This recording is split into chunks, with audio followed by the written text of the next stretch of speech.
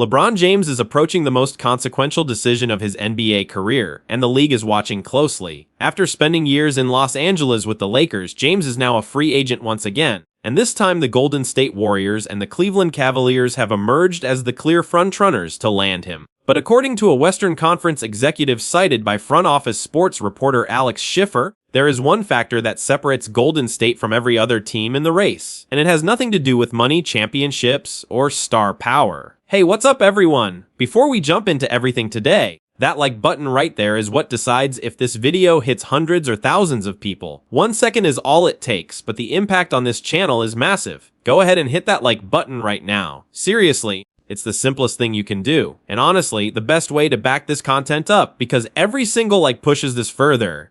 So hit it now. Hey, what's up everyone? Before we jump into everything today, that like button right there is what decides if this video hits hundreds or thousands of people. 1 second is all it takes, but the impact on this channel is massive. Go ahead and hit that like button right now. Seriously, it's the simplest thing you can do. And honestly, the best way to back this content up, because every single like pushes this further. So hit it now. The executive said he would be stunned if James chose any destination outside of Cleveland or Golden State. That alone tells the story of how narrow this race has become. Several other franchises, including the Miami Heat, the Philadelphia 76ers, and the Minnesota Timberwolves, have been linked to James throughout the offseason. But at this stage, those pursuits appear to be long shots. The Warriors and Cavaliers are the two organizations that have positioned themselves most seriously, and both have compelling arguments to make. Cleveland's case is emotional. James grew up in Akron, Ohio, and his connection to the city is deep and personal. He already delivered the city its greatest sports moment when the Cavaliers won the 2016 NBA championship, ending a 52-year title drought for Cleveland's professional sports teams.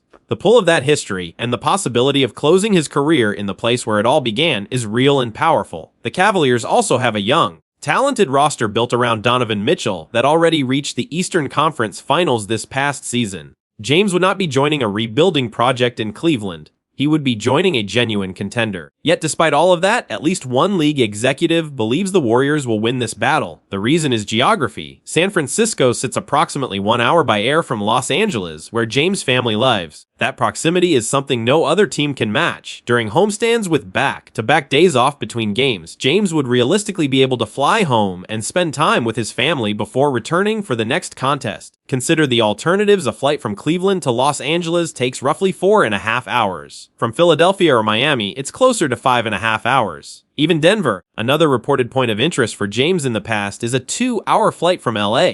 For a player at this stage of his career, James turned 41 years old last December. The ability to remain close to his family while competing at the highest level is not a minor perk. It is a major quality of life consideration, and one that the Warriors can offer unlike anyone else. His son Bronny James plays in the NBA. His family is rooted in Southern California. That connection to home matters enormously, and San Francisco's location makes it uniquely viable for someone who does not want to feel like he has left everything behind. ESPN's Shams Charania reinforced the urgency of the moment on a recent episode of NBA Today, describing it plainly as decision time for LeBron James. Charania reported that James has heard from presidents, general managers, owners, and players from all the teams in play. The information gathering phase is largely complete. Now comes the choice itself. Charania confirmed the Cavaliers, Warriors, Heat, 76ers, and Timberwolves as the primary contenders still standing, but his framing suggested that the circle is tightening quickly. Beyond the competitive aspirations, Charania identified a second motivating factor that has received far less attention in the ongoing coverage. James is not only seeking a team capable of winning a championship, he is also searching for a place where he finds genuine happiness. A franchise with a culture and an environment that he feels he can elevate and contribute to in a meaningful way. That framing points directly towards Steve Kerr's coaching staff and the Warriors' well-documented player-first culture. Kerr has spent over a decade building one of the most respected environments in professional sports, one in which veterans are trusted, voices are heard, and the team's identity runs deeper than any single player. Close friend and Warriors star Draymond Green is expected to re-sign in Golden State. That relationship is one of the most significant behind-the-scenes factors in this entire saga. Green has been openly advocating for James to join him in the Bay, and their bond, both on and off the court, gives Golden State a personal connection to the situation that no other franchise possesses in quite the same way. Having an ally already inside the building who understands both your game and your standards matters. And for James, who has always prioritized chemistry and trust, Green's presence is no small detail. None of this is to say the decision is made. The Cavaliers remain serious competitors, and many analysts still consider Cleveland the statistical favorite. The emotional pull of returning home, combined with a ready-made contending roster, gives the Cavs a legitimate argument. But the executive's reasoning offers a window into why the Warriors believe they have a real advantage. If James has any reason to look past Cleveland, whether it's family proximity, culture, or the lure of pairing with Stephen Curry, Golden State is ready. While the Golden State Warriors continue to chase LeBron James this offseason and manage a series of roster decisions, there is a quieter but equally pressing situation developing in the background. The contract extension for guard Brandon Podziemski has yet to be resolved, and as the weeks pass, the organization's predicament surrounding his future is becoming increasingly difficult to navigate. The longer this goes unresolved, the more the Warriors find themselves in a position where every possible outcome carries real risk. Golden State has not been particularly aggressive on the open market this offseason.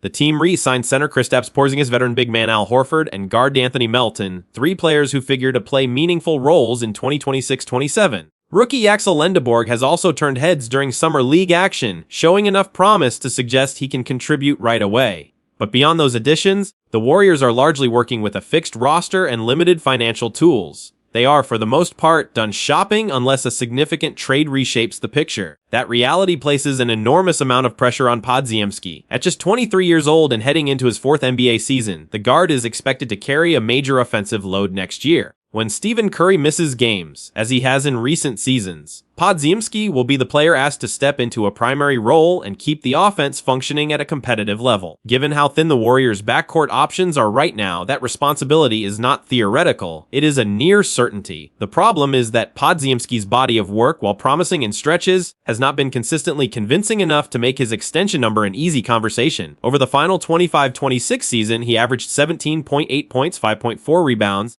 and 3.8 assists while connecting on the 38% of his three-point attempts. Those are legitimate, encouraging numbers. But they came after a longer stretch of the season in which Podziemski struggled to impose himself offensively, particularly when defensive attention was directed squarely at him. Throughout his career, he has shown a tendency to look hesitant and inconsistent as a scorer when the opposing team commits to taking away his drives and making him beat them from the perimeter. That inconsistency is the crux of the issue. The Warriors need Podziemski to be a reliable, high-volume scorer, but his track record suggests he is not yet that player on a consistent basis. Committing too much money to a guard who has yet to prove he can be that engine is a genuine gamble, one that could haunt the franchise both through the remainder of the Stephen Curry era and into whatever transition period follows. Analysts have suggested that anything beyond roughly $23 million annually would represent an overpay at this stage of Podziemski's development, given his inconsistencies and the lack of a proven playoff track record. And yet the Warriors have no real alternative. They have allowed too much young talent to walk out the door or get traded away over recent years. Jonathan Kuminga is gone. The team's depth of promising players is thin. Podziemski, despite his limitations, has become a cornerstone piece not because he has fully earned that designation, but because the franchise has few other options. That is a subtle but important distinction,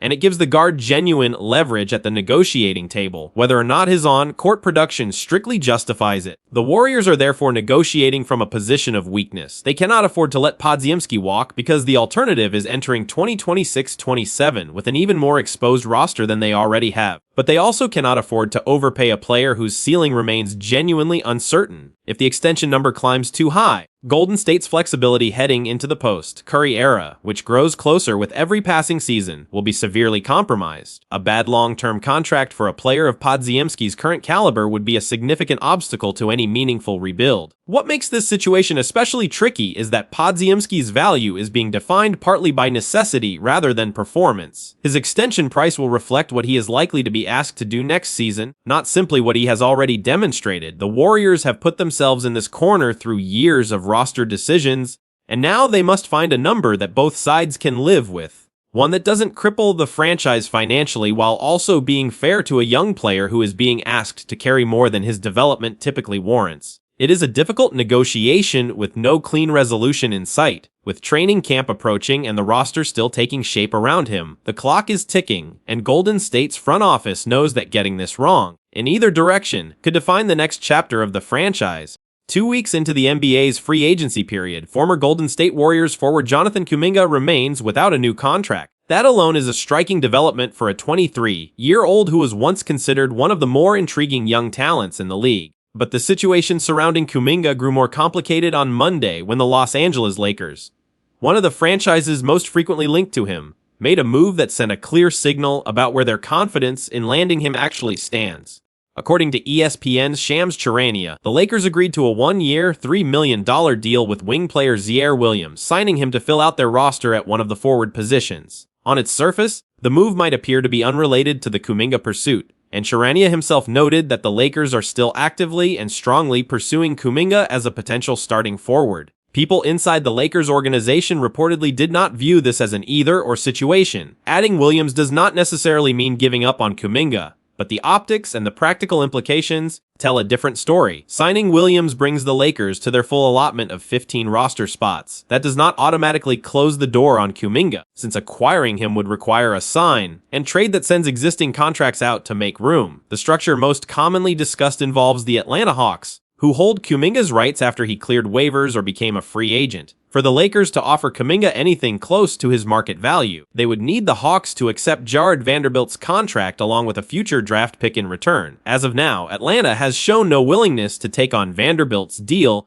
which has complicated the entire process significantly. The offer the Lakers have put on the table for Kuminga, a 2-year, $20 million contract, is widely considered underwhelming for a player of his age and physical profile. Kuminga, selected 7th overall in the 2021 NBA draft, has the size, athleticism, and scoring ability to command considerably more on the open market. The fact that he remains unsigned 2 weeks in suggests either that the right offer has not come, or that teams have concerns about his role fit and consistency. The Lakers' current bid does not appear to be clearing that bar. Ziaire Williams, taken 3 picks after Kuminga in that same 2021 draft by the Memphis Grizzlies, and most recently with the Brooklyn Nets, averaged 10.2 points, 2.4 rebounds and 1.4 steals per game last season across 22.9 minutes per game. He's not a Kuminga-level prospect in terms of upside, but he is a serviceable wing defender and three-point shooter who fits into the kind of role the Lakers are trying to fill around LeBron James' vacancy. That Williams signed for the minimum while Gary Trent Jr., another name floated as a Warrior target at the start of the offseason, landed a 4-year, $64 million deal with the Milwaukee Bucks, underscores just how quickly the available wing market has thinned out. The broader context here adds an almost ironic dimension to the entire situation. The Lakers lost both Rui Hachimura and LeBron James this offseason, leaving significant holes in their roster construction. They are now in pursuit of Kuminga precisely to help fill the void left by James, while the Warriors are simultaneously trying to convince James to join them in the Bay Area. If both moves materialize, the two Pacific Division rivals will have essentially swapped major pieces in opposite directions, which would represent one of the more remarkable roster shakeups the rivalry has seen in years. For Warriors fans, Kuminga's situation matters beyond mere curiosity. He was a first-round pick developed within the Golden State system, a player who showed genuine flashes of star potential and who many believed the franchise let go too soon. Whether the Lakers ultimately land him, or whether his free agency drags deeper into the summer, will have ripple effects on how other teams construct their rosters around him. His age, athleticism, and scoring upside make him one of the most valuable remaining players on the market, but teams appear to be approaching his asking price cautiously. The Williams signing, whatever the Lakers say publicly, looks like exactly what it is, a backup plan quietly activated in case the Kuminga pursuit falls through. It tells the league and Kuminga's camp that Los Angeles is not willing to wait indefinitely. A team in full win now mode cannot leave a roster spot empty on the hope of completing a complicated sign and trade that depends on a third party. The Hawks, agreeing to terms they have so far resisted. The clock is ticking on Kuminga's free agency, and the longer this drags on, the more leverage shifts away from the player and toward the teams still at the table. His next contract will define the trajectory of his career, and right now the path forward remains genuinely unclear.